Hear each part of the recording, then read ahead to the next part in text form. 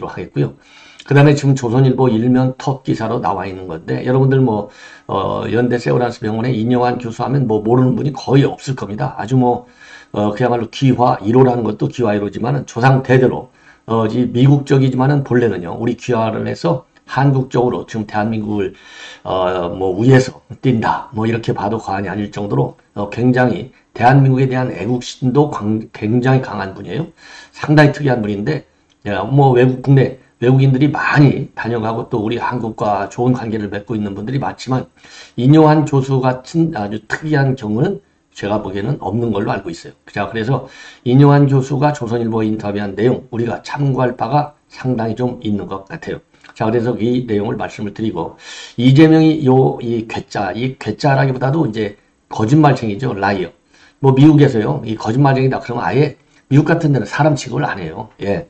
그런데 한국에서는 사람 취급을 안 한 게 아니라 완전히 야당 대표 취급을 하고 있고, 지금 하는 것을 보면 완전히 지가 27년도에 마치 대통령에 당선된 것처럼 활동을 하는데요. 딱 예외 지역이 하나 있어요. 그게 어디만 들어가면 고개를 팍 숙이느냐? 법원만 들어가면요. 법원 앞에서는 아예 그냥 절절매. 이러니까 더 인간성이 더러워진 것이고, 본래 더러운 인간성이 완전히 노출이 될 수밖에 없어요. 자, 그래서 지금 우리 언론에서 이 이재명이를 분석하고 있습니다. 과연 살아남기 위해서 어떤 작전을 쓰고 있느냐? 예, 이거를 지금 중앙일보가 아주 잘 보도하고 있어요. 예, 그래서 이재명의 이 생존 전략, 참 치졸하고 더러운 전략이지만 한번 얼마나 치졸하고 더러운 이 인간성을 보여주고 있는지 여러분께 한번 공유하도록 하겠다 이런 생각을 드리고요. 그 다음에 우리 국민의힘에서 지금 부글부글 끓고 있는 인간들이 둘이 있는데 이준석이하고 유승민이죠. 이제 신당 창당을 노골적으로까지 협박하고 나왔지 않습니까? 자, 그래서 이준석, 유승민이 신당 창당한다. 그러니까 내부적으로도 또 해석이 엇갈려요. 모든 게 항상 동전의 양면, 항상 밝은 면, 어두운 면 있잖아요. 생각이 달라지는 거는 어쩔 수 없지만, 그래서 그 내용을 말씀을 드리고, 그리고 조민희가 어제 상당히 중요한 입장문을 내놨습니다. 조민희도요, 딱 자기 아버지인 조국을 딱 빼다 닮았어요. 왔다 갔다 합니다. 예. 자, 그래서 이제 사람들이 왔다 갔다 하니까 조민희가 열이 받았어요. 무슨 소리냐? 나 왔다 갔다 하지 않고 있어. 딱 어제 입장문을 내놨는데, 이걸 보면은요, 어제 제가도 이제 며칠 전에도 말씀드렸지만은, 베트남에 가가지고요, 메리어트, 우리 같은 사람은 메리어트 구경도 못해요. 아주 초호화 럭셔리 호텔 아니겠습니까? 그런데 거기에 가서 말이죠, 쫙 폼 잡고 수영하고, 또 아주 더 릴렉스하고 있는 이 여유 착착하는 모습. 야, 이게 말이죠. 우리 같으면 잠이 안 올 것 같은데. 왜냐하면 자기 아버지, 엄마 전부 영창, 아버지는 아직 안 갔지만 이거 갈 것이 분명해 보이고, 본인도 갈지도 모르겠는데, 이 조민은 어리니까 구속까지는 안 시키겠죠. 예. 그러나 어쨌든 이 재판을 받는다는 게 정상적으로 평범한 우리 같은 이런 사람들이 보기에는 얼마나 이게 사실 두려운 거 아니겠습니까? 그런데 놀러 다니고 유튜브 방송하고 인스타 올리고 사진 올리고 아주 별짓을 다 해요. 자, 그래서 이번 시간에는 그런 내용들을 많이 알려져 있는데, 왜냐하면 이번에 이제 이 재판을 받게 되지 않습니까? 재판 일정까지 다 정해지다 보니까 우리가 또 한 번 관심을 갖게 돼요. 그래서 이게 조국 재판, 이 김미리가 완전히 배려버렸잖아요. 한 2년간 끓이고 앉아있다가 본인은 또 떠나요.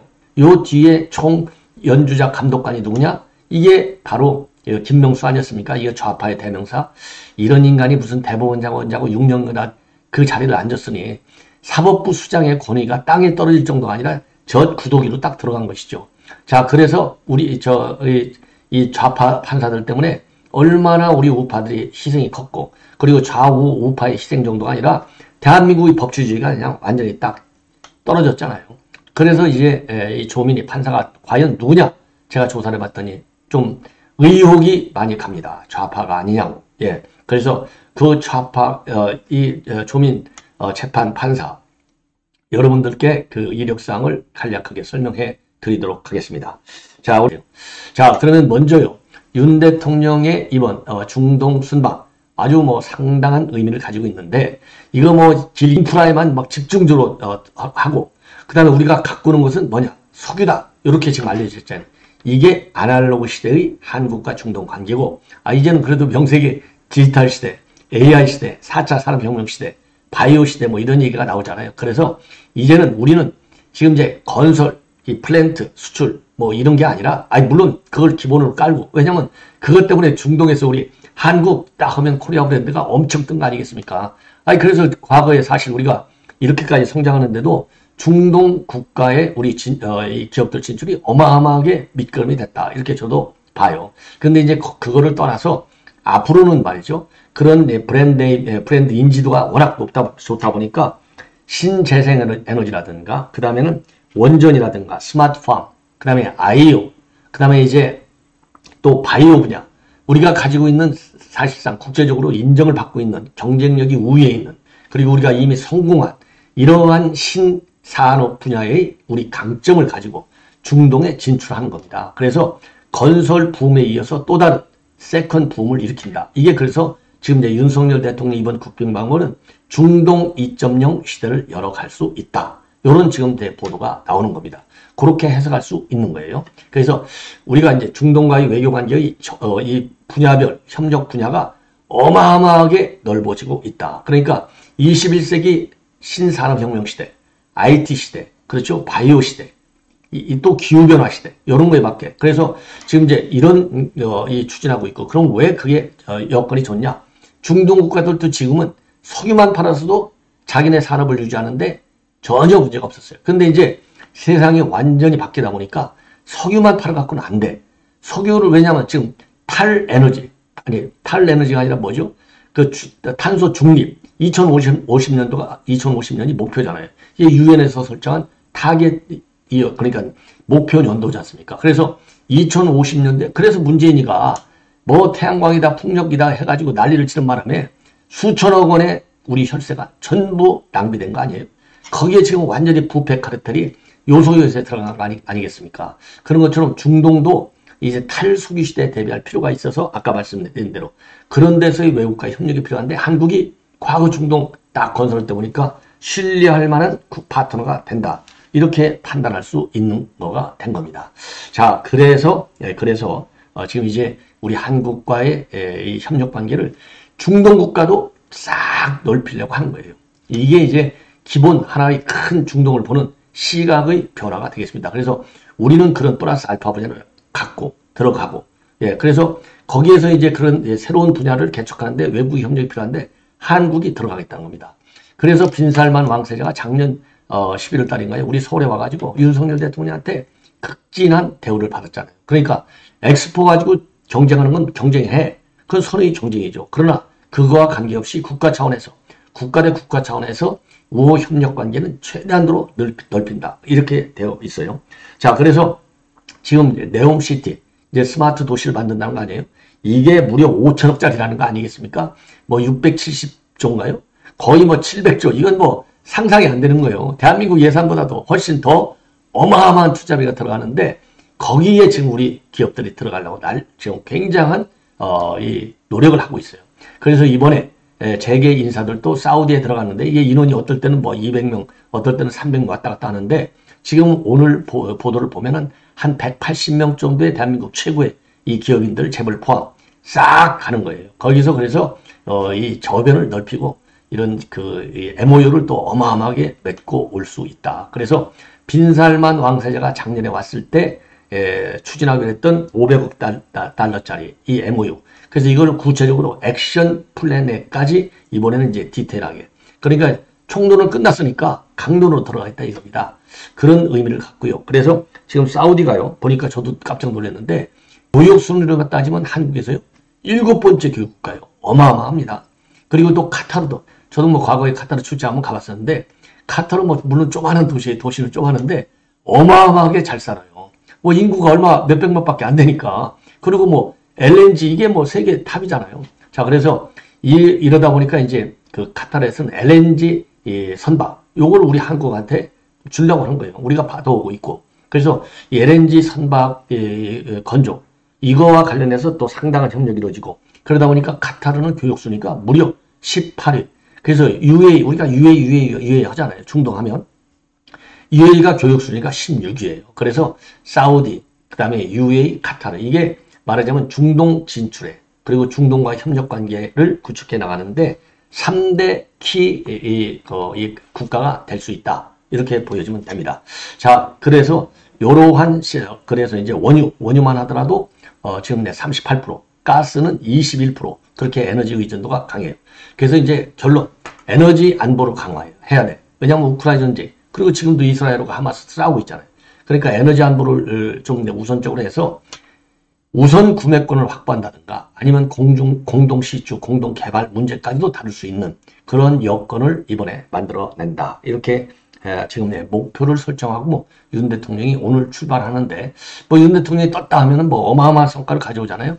상당한 성공을 가져올 것이다. 그래서 21일부터 24일까지는 이제 사우디, 그래서 22일 날 한 사우디 국빈 정상회담을 갖게 됩니다. 그래서 이 기존의 이제 에너지 건설 이런 것은 물론이거니와 수소, IT, 자동차, 조선, 재생에너지, 문화, 미래 산업 분야로 확대하는 방안을 폭넓게 논의할 예정으로 있습니다. 그리고 네옴시티, 이 신도시 사업, 이 메가 프로젝트 참여, 그 다음에 방산협력 문제도 또 다룰 예정으로 있고요. 한 사우디 투자 포럼도 참석할 예정입니다. 자, 그래서 이번 포럼에서는요, 에너지 첨단 산업 금융 분야, 금융과 문화 분야, 여기에서 이제 많은 MOU가 또 만들어질 것 같아요. 예. 그 다음에는요, 뭐라 그럴까요? 이 킹 사우드 대학, 사우디 최초의 대학이 킹 사우드 대학이래요. 여기에 가서 이 과학자들이 참여하는 한 사우디 미래기술 파트너십 포럼에 참석을 합니다. 그리고 24일에는 한 사우디 건설협력 50주년 기념식, 그리고 사막의 다보스 포럼 불리는 미래 투자 이니셔티브 포럼을 방문할 예정으로 있습니다. 그리고 24일 날은 이제 카타르 도하로 이동해서 국빈 방문 일정을 이어가는데 국제 원예 방면을 방문하고, 그리고 25일에는 카타르 군주인 셰이크 타민 빈 하마드 알 사니와 정상회담을 합니다. 그리고 국빈 오찬도 하고요. 이름이 되게 길어요. 그리고 이제 카타르에서는 세일즈 외교의 방점을 찍고, 우리 기업의 대규모 LNG 운반선 수주에 대한 이 기대가 크기 때문에 이 분야에서 상당한 협력을 할 것이고, 그리고 건설, 디지털, 금융, 의료, 문화, 콘텐츠 분야 대중소기업 59명의 경제사절단이 동행할 예정으로 있습니다. 그리고 한 카타르 비즈니스 포럼에 참석을 하고, 그리고 이제 한 카타르 양국 기업인 300여 명이 LNG하고 수소, 태양광, 에너지 분야 경제 협력을 심화하고 첨단 기술, 보건, 문화, 신산업 협력과 관련된 협의를 최대 수준으로 끌어올릴 것이다. 이렇게 지금 우리가 알고 있네요. 자, 이 정도로만 말씀을 드리고, 이번에는요, 인요한 연세대 교수. 이분 모르는 분 없을 거예요. 거의 워낙 유명하신 분이라서. 그래서 참고적으로 그러면 인요한 교수는 누구냐? 그래도 혹시라도 생소한 분들이 또 있을 수가 있으니까 말씀을 드리면 59년도에 전남 순천에서 태어났습니다. 그리고 그 한남 말부터요, 선교 분야, 교육, 의료 봉사를 해온 린턴가의 자손으로 되어 있어요. 그래서 미국 장로교 선교사인 유진 벨이 1895년도에 조선을 찾아와서 선교 교육 사업을 펼쳤고, 그리고 이제 유진 벨 재단의 딸과 결혼한 윌리엄 린턴이 임 교수의 할아버지, 그리고 이제 아버지는 휴 린턴, 이 아버지가 6.25에 참전했고요. 그리고 임 교수의 외삼촌도 장진호 전투에 참가했어요. 그 연대를 졸업하고 87년도에 한국의사국가고시에 합격을 합니다. 99, 91년부터 세브란스 병원의 국제진료센터 소장을 맡았고 2012년도에 특별교화 1호로 한국 국적을 받았어요. 자, 그리고 북한을 무려 의료 지원 목적으로 29번이나 방문을 했고요. 박근혜 전 대통령 때부터 이 국민통합 부위원장을 하면서 이 정치권에서 영입 제안을 여러 차례 받은 바 있어요. 아주 굉장히 유명한 사람이에요. 예. 자, 그래서 이 인용한 교수는요, 한국말을요, 저보다 더 잘해요. 한국말을, 아니, 실제로 제가 농담이 아니고, 저도 이건 좀 아는데, 한국말을 저보다 진짜 잘한다니까요? 엄청 잘하고, 그리고 유머가요, 당해낼 수가 없어요. 당해낼 수가 없어. 그리고 굉장히 박학다식합니다. 모르는 게 없어요, 이 양반은. 예. 그냥 의사가 아니에요. 하여튼, 대한민국 구석구석을 너무나 잘 알아요. 예. 그래서 이분은 그냥 우리가 흔히 얘기하는, 저 사람 만물박사야 헐 정도 얘기를 들을 정도로 인용한 교수가 성격도 좋고 아는 것도 많고 정치에도 관심 많고 모르는 게 없다니까요. 그래서 제가 보기에 이 인용한 교수를 조선일보에서 인터뷰를 했고 오늘 뭐 랭킹 1등 뉴스에 와 있어요. 그래서 저도 이거를 조금 소개를 해드려야 되겠다. 이렇게 준비를 했어요. 우선 지금 우리 정치 국가 수준에 비해서 발전을 못했다. 맨날 소모자만 하고 있지 않느냐. 이거 타협이 안 된다. 국회의원들 싸우는 거는 괜찮지만은 다만 국민이 바라는 것은 싸우고 절충안을 갖고 나오라는 것이다. 자, 그리고 대한민국은 굉장히 대단한 나라인데 자기를 지금 우리를 스스로 너무 과소평가하고 있다.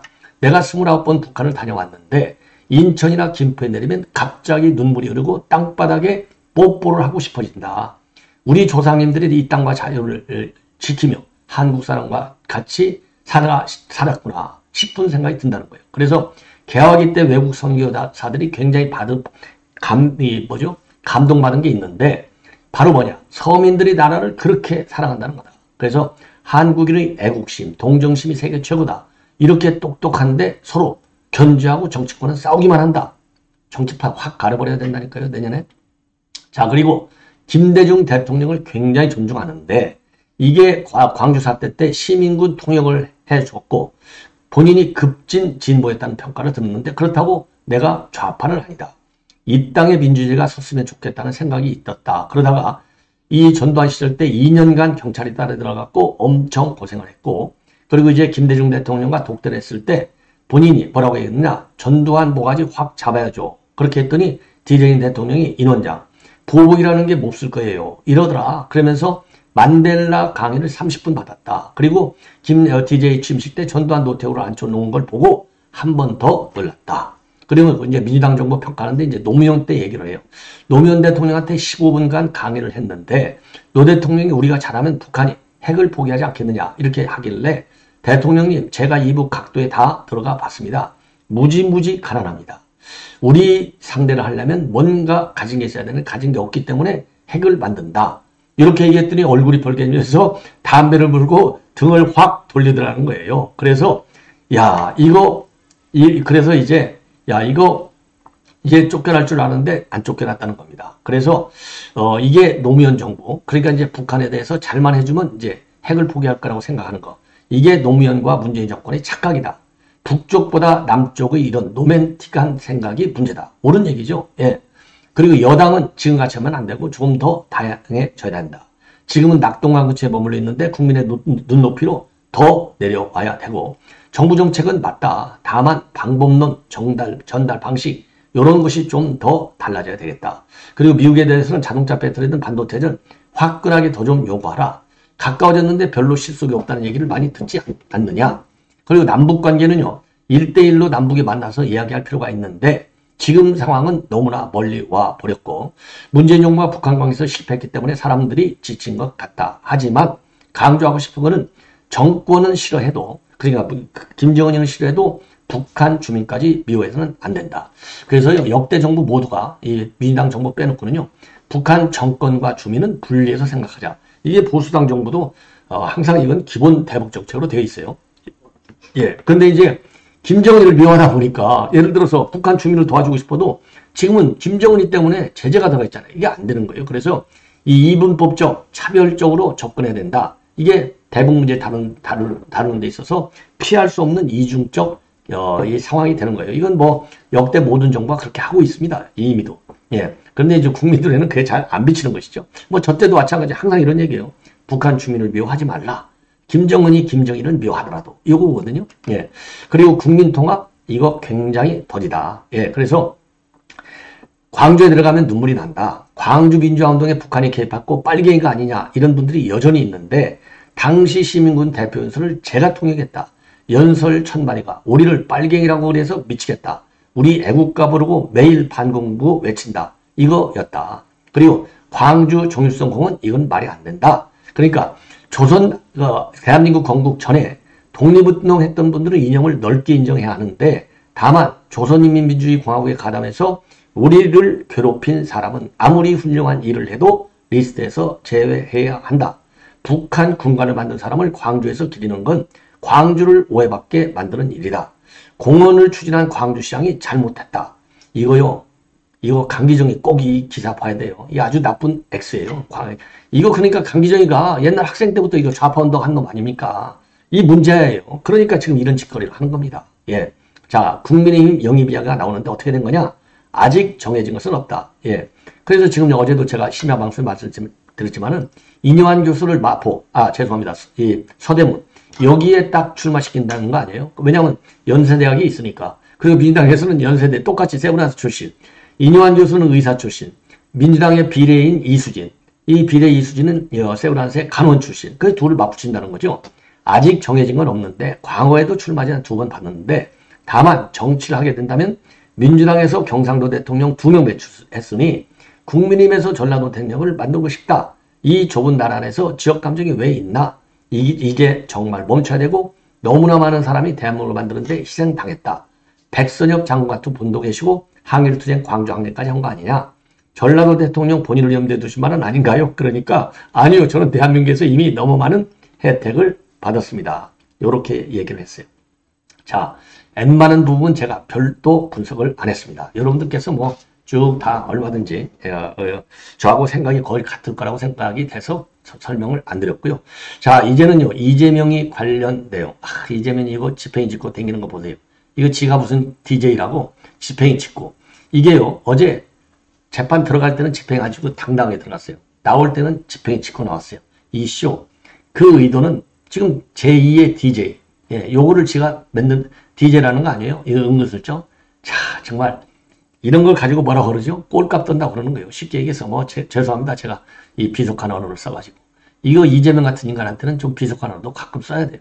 안 그러면 열받아갖고 저한테요. 문자 보내주신 분들이 저보다 더 열받아요. 이것 좀 하라고. 근데 제가 그거 그대로 다 하기가 좀 어려워서 못하는데 아주 저한테 문자 보는 분들 다 대한민국 최고의 법조인들이고 최고의 전직 고위 관료들 아주 성공한 분들, 좋은 분들, 훌륭한 분들. 이런 분들마저도 이재명이 나오면 열받아갖고 잠이 안 온다는 거예요. 지금까지도. 예. 그래서 제가 참 그 부분의 일부를 이런 비속어를 통해서 전달해 드리고 싶은 겁니다. 예. 그래서 이재명이요. 이제 간단하게 얘기하면 제가 이거 사진 그냥 없애겠습니다. 이 쇼하는 거 깔아드릴 필요도 없고. 자, 그래서 지금 이제 중앙일보가 이재명의 이 쇼, 요거를 지금 분석을 하고 있어요. 이미 여러분들 제가 어제도 그러고 그제도 그러고 그랬는데 중앙일보 이 기자 둘이 쓴 건데요. 꼭 마치 제 방송을 본 것처럼 저하고 생각이 완전히 똑같아요. 자, 제목도 이렇게 되어 있습니다. 이재명, 제 인생 쥐고 계십니다. 판사님. 그래서 법정선 공손히 검찰엔 강하게. 이게 제목이에요. 제가 제 방송 들어오신 분들 아시겠지만 제가 그 얘기를 했잖아요. 왜 법원에서는 절절매냐? 2027년도 대선 가는데 시장 있으면 안 되니까 일시적으로 대통령이 됐을 때는 내가 세게 나가지만 지금은 약자니까 고개를 팍팍 숙이고 최고의 겸손도도. 그러나 검찰에서는 싸우는 모습을 보여야 개딸들이 박수치고 좋아하고 후원금이 하루에 또 25억 들어오고 그런 거 아니겠어요? 이게 아주 지능적이에요. 그러니까 아주 나쁜 X가 되는 겁니다. 예. 힘센 사람한테는 약하고. 검찰도 물론 힘 세죠. 예. 그러나 검찰은 자기가 다스릴만 하다. 이렇게 보는 거예요. 왜? 검찰 독재 탄압정책위원회를 만들었잖아요. 그래 거기에 모든 것을 맞추는 거예요. 거기에 박범계를 앉혀놓고 박범계가 이재명의 춤에 이 지위에 지금 이 춤을 추고 있는 겁니다. 예, 지가 나가 떨어지는 모르고. 예. 자, 그래서 검찰은 세게 조지는 겁니다. 쉽게 얘기해서. 자, 그래서 이 내용의 핵심을 말씀을 드리면은 지금 제목이 얘기한 대로 그래서 이번에 말이죠. 이번에 이제 영장실질심사할 때를 예를 들고 있어요. 지난 26일 날 유창훈이. 자, 목이 맨 채 절절함을 담아서 최후 진술 어떻게 했느냐. 재판장님이 제 인생을 지고 있습니다. 조그만 방에 혼자 있으면 검사 수십 명이 덤비는데 어떻게 방어를 하겠습니까? 방어권만 행사하게 해 주십시오. 이렇게 얘기했다는 거예요. 예. 요게 통한 것이에요. 요거는 그런데 이 검찰 수사할 때는 뭐라 했냐. 묵비권 입 딱 다물어. 그 다음에 방어권. 진술 줘서 서명도 안 하고 푹 튀어나와. 지멋대로 수사 그만하자. 야, 이거하고 정반대. 각구도를 하고 그래. 검찰은. 예. 자, 그리고 말이죠. 영장실질심사에서도 마찬가지. 검찰 주장에는 조목조목 반박을 해요. 조목조목. 그러다가 이제 지가 할 말이 없으면 거짓말로 버티다가 할 말이 없으면 아예 기억이 나지 않는다. 이렇게 딱 잡아떼는 겁니다. 예. 그래서 검찰 관계자도 그렇게 느낀다는 거 아니에요. 최후 진술, 영장실심사할 때 전까지 절대 논리에서 검찰이 밀리지 않았는데 마지막에 이 읍수 부분에서 검찰을 제끼게 됐다 이거예요. 그러니까 유창훈이를 욕할 수밖에 없는 겁니다. 자, 그리고 이번 어제도 한 8시간 재판했다는 거 아니에요? 재판장 앞에서는 쩔쩔 매는 거예요. 지난 6일 날 재판에서도 그러고. 그래서 재판장한테 건강 문제를 많이 배려해 줘서 감사하다. 너무 길게 말하면 재판에 지장이 있을 것 같다. 이렇게 얘기하고. 그리고 지난 17일 날 재판에서는 본인을 갖다가 어항 속 금붕어로 비유하면서 억울함을 또 호소하기도 했다는 거예요. 개인으로 감당하기 어려운 고통스러운 짐을 지고 있습니다. 이명박 박근혜 정부 때 4일 중 3일을 수사와 감사, 조사를 받기도 했습니다. 그때부터 그래가지고 이 어항 속 금붕어라고 생각하고 있고 공무원들에게 절대 문제 생기게 하지 말라 당부했다고까지 또 꺼내고 있어요. 아니 그러니까 야 너희들은 죄 짓지 마. 내가 혼자 죄 질 거니까 이 얘기잖아요. 너희들 죄 짓지 마. 나도 죄 안 지어. 이게 아니라 죄는 내가 알아서 하는 거야. 알았지? 너희들까지 죄 지면 큰일 나잖아. 그러니까 너희들은 죄 짓지 마. 이 얘기예요. 지가 깨끗하다는 게 아니고 그렇게 해석을 해야 됩니다. 그리고 말이죠. 또 그래서 이런 냉온 양면 전략. 이게 친형 강제 입원 시켜놓고서 이거 이제 거짓말해갖고 걸려드는 거 아니에요. 요게 운 좋게 권순일 때문에 무죄를 받았다는 거 아니겠습니까? 예, 그래서 2012년도 4월에 친형 이재선 씨를 병원에 강제 입원시키라고 지시한 직권남용. 그리고 2018년에는 TV토론에서 강제 입원시킨 적이 없어. 허위사실, 공직선거법상 허위사실 공표. 이게 2018년도에 기소된 거 아닙니까? 자, 그래서 1심에서는 1심 수원지법에서 이제 무죄를 받았는데 그때 뭐라고 그럽니까? 눈물에 호소하는 거예요. 형님의 명백한 정신질환을 증명해야 하는 게 가슴 아프고 안타까웠다. 강제 입원이 아니라 강제 진단이었다. 이렇게 나와요. 그런데 2심에서 유죄. 근데 대법원에서 2020년도 10월에 무죄. 이러한 전략. 이거는 이재명의 특유한 화법과 아주 더러운 이중 전략으로 볼 수밖에 없는 게 아니냐. 예. 자, 이렇게 이제 결론을 낼 수 있고요. 그리고 이준석. 자, 이준석이가 요즘 말하는 걸 보면은요. 열이 팍팍 받치고 있어요. 자, 국민이 벌써 먹고 살만 했나? 왜 나하고 싸우려고 그러냐? 용산과 싸워라. 이 윤석열 대통령 싸우라 이거예요. 예. 자, 이게 이준석이가 그래. 자기가 대표까지 한 인간이에요. 이 인간도. 대표까지 한 인간이 자기 집에다가 침을 뱉어라. 침을 뱉고 있는 거예요.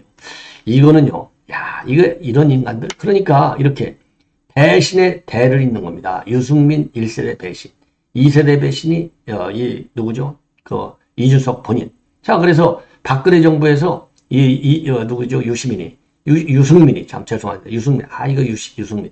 이게 불을 지르니까 이제 윤석열 정부에서 이준석이는 그걸 배워갖고 청출을 하면서 불에다가 기름을 붓잖아요. 이게 대물림하는 이 유승민과 이준석의 한마디로 참 제가 이럴 때 좀 XX 말이 나오는데 참겠습니다. 저는 이제 그거는 그런데 패배라고 생각하고 아니요 결과론적이고 네? 결과론적이고 내가 결과론이 노미나오까지 대통령을 욕하는 이런 인간. 예? 원장님 제가 그냥 이렇게 정리할게요. 저는 살다가 이게 미친놈들 이해가 갑니까?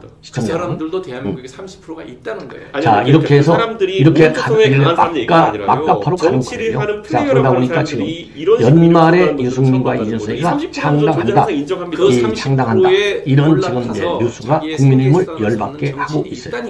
자, 그런데 이 창당한다 여기에 관해서 영향이 있을 것이라는 해석. 윤상현 의원이 대표적인 사람 중에 하나고 이 하태경도 마찬가지 대표적인 사람 중에 한 사람이고 그러나 홍준표 대구시장은 무슨 소리야? 그거 이미 실패했잖아. 별 영향가 없어. 이렇게 지금 대립되는 국면인데 여하간 어떻게 됐든지 간에 국민의힘은 지금 부글부글 끓고 있습니다. 예. 자, 그래서 이제 대표적으로요. 이제 홍준표 대구시장은 우려할 필요가 없어.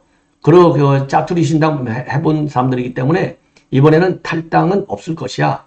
그리고 선거 득표는 단순히 산술적으로 계산한 게 아니야. 딱 이렇게 얘기를 하고 있어요. 예.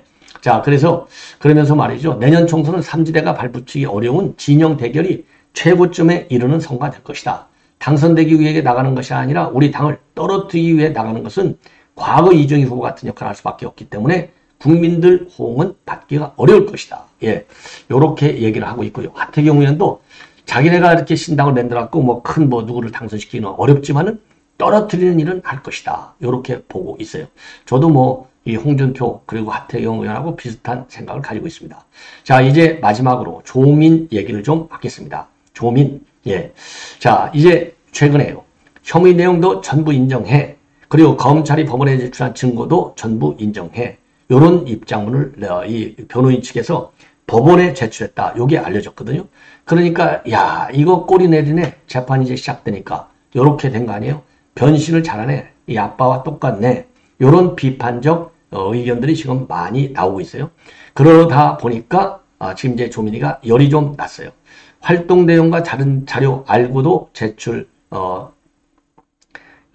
그러니까 지금 이제 이 핵심 내용, 예, 그렇게 해서 이게 이제 비판적 시각이 많이 나오니까 그거 내가 달라진 게 아니야. 뭐 무죄 받으려고 내가 그렇게 쉽게 얘기해서 이중적 태도를 보인 게 아니야. 입장이 변하지 않았어. 이렇게 인스타를 통해서 지금 이제 입장을 내놓고 있어요. 그러면서 입시 비리 혐의 모두 인정 기사를 봤는데 조민희 검찰 조사 당시에 혐의를 일부 부인해서 검찰이 기소했는데 재판을 앞두고 양형을 고려해 태세를 받고 전부 인정한다는 식의 기조로 기사들이 많이 쏟아져 나오고 있더라. 요런 지적을 하면서 말이죠. 예, 지적을 하면서 지금 이제 좀 억울하다 이런 얘기를 하고 있는 거예요. 그러면서 이 검찰 조사할 때도 경력 증빙 자료, 그러니까 이제 가짜 스펙 자료들이죠.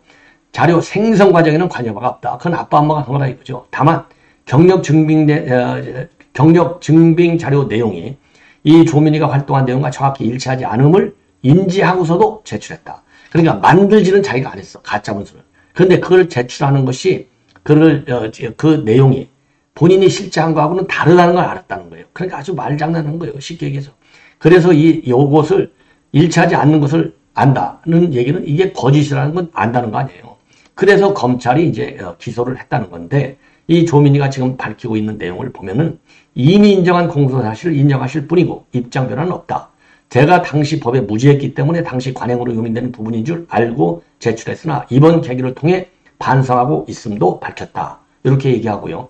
저와 전의 변호인들은 오로지 법정에서 모든 공방이 진행되길 희망하고 어디선가 공판을 준비하는 서면의 내용이 무분별하게 유출되고 나가서 그 내용마저 왜곡되어 보도된 상황이 안타깝다. 공개재판이기 때문에 모든 입장이 드러날 테니 사전 서면 유출이나 또는 추측 보도는 삼가에 달라. 이렇게 입장을 발표했습니다. 자, 그런데 이제 문제는 뭐냐? 과연 판사가 누구냐가 굉장히 중요하잖아요. 지금 판사는요, 단독 판사인데 형사부 단독 이경선 판사로 되어 있습니다. 근데 이경선 판사는요, 연수원 38기가 돼요. 그러니까 이제 굉장히 젊은 82년생으로 되어 있어요. 자, 그래서 서울산으로 되어 있어요. 잠실여고를 나오고 한양대 법과대학을 나왔습니다. 그래서 48회 사법시험에 합격하고 38회 연수원을 수료했습니다. 그래서 이제 일단 법무부인 세종에서 변호사를 하고 삼성전자 법무팀에서 변호사 일을 쭉 하다가 변호사를 수업을 2013년도에 했어요. 그래가지고 2013년도에 대전지법에서 판사 생활을 시작했어요. 그러니까 이제 지금 딱 10년 됐네요. 10년 된 이제 변호사고, 그리고 이제 이번 2월 달에 2023년도 2월 달에 중앙지법에 왔는데 여기 이제 잠실여고를 나오고 한양대학교 법학과가 나와서 이거를 딱 따져보니까 지금 말이죠. 예, 특별한 좀 정치적인 이념 편향성 이런 거는 그렇게 지금 이제 법조계에서 거론이 되고 있는 건 아닌데, 자, 여러분들 추미애가 어디를 나왔죠? 추미애가 한양대 법대를 나왔습니다. 그리고 정진석 실형을 때린 판사 박병근이가 어디 대학 나왔죠? 한양대학을 나왔어요. 근데 이 이경선 판사는 마침 또 여성 판사예요. 추미애가 여성입니까? 남성입니까? 여성이잖아요. 추미애가 또 검사입니까? 판사 출신이잖아요. 그러면 이거 추미애하고 또 어떤 관계가 있는지도 궁금해지는 것이고, 박병근이가 뭐라고 그랬어요? 박병근이가 선배잖아요. 내가 이 법조계 좌파를 이끌기 위해서 내가 한양대학교도 들어갔고 그리고 판사도 했다. 이렇게 돼 있잖아요. 이래서 이러한 사람들의 영향이 과연 이 이경선에까지 갔느냐 안 갔느냐, 요게 궁금해지고, 이런 걸로 본다면 뭔가 말이죠. 그리고 지금 이게 서울중앙지법이잖아요. 서울중앙지법 원장은 누구의 이 알바끼냐? 바로 김명수의 알바끼 최측근. 그러니까 유창훈이 같은 인간을 갖다가 영장 전담 딱 판사 시켜갖고 아주 딱 대문을 딱 딱 지키고 있지 않습니까? 요걸 보면 수상하다. 요거 수상하다. 좀 불길하다. 이러한 생각이 드는 거예요. 왜? 조국 재판 공판 준비 기일만 2년 가까이 했잖아요. 누가? 김미리가 있었잖아요. 이 김명수라는 인간이 김미리 부장판사를 아주 보통 한 2년씩만 하게 됐는데 3년씩 계속 임기를 연장해줘갖고 딱 울산시장 선거, 그 다음에 조국 선거, 조국 재판 꽉 잡아놓고 진행을 안 시켰지 않습니까? 아니, 울산시장 임기 끝나고 가버렸잖아요, 지금. 임기 끝나고 가가지고 지금 1년이 다 돼가는, 1년이 이제 벌써 넘은 거죠. 작년 6월에 선거했으니까. 1년이 넘었는데 1심 판결 나오지도 않았잖아요. 울산시장 선거. 이게 좌파의 무서운 세계다. 사법부 장악하고 있는 좌파들의. 그래서 이거 조민이, 야, 이거 한번 재판 진행을 한번 봐야 될 것 같아요. 수상, 좀 불안해, 불안. 예. 그래서 이경선 판사, 이거 우리가 지금 이제 이 정체를 말이죠. 이제 시간이 가고 그러면 이제 살살 나올 거예요. 왜냐면 처음에도 유창훈이도 크게 좌파는 아니다. 그런데 나중에 보니까 이거 좌파나 마찬가지잖아요. 자, 그런 것처럼 이경선 판사도 지금까지는 뭐 좌파인지 우파인지 정치적인 편향성이 왜냐면 아직 나타나지 않았지만은 이번 판사의 본인의 이제 색채가 확연하게 드러날 것이 아니나 그러나 추미애와 박병대라는 이 두 인간들을 보면 우려를 버릴 수 없다. 이게 저의 결론이 되겠습니다. 자, 그리고 아까 말씀드린 이제 이준석의 이 막말쇼. 이걸 패배라고 생각하고 결과론적이고 결과론적으로 내가 결과론을 얘기하는 게 아니라 그때 당시 한 방송. 조민이 이제 이 화려한 이거 보세요.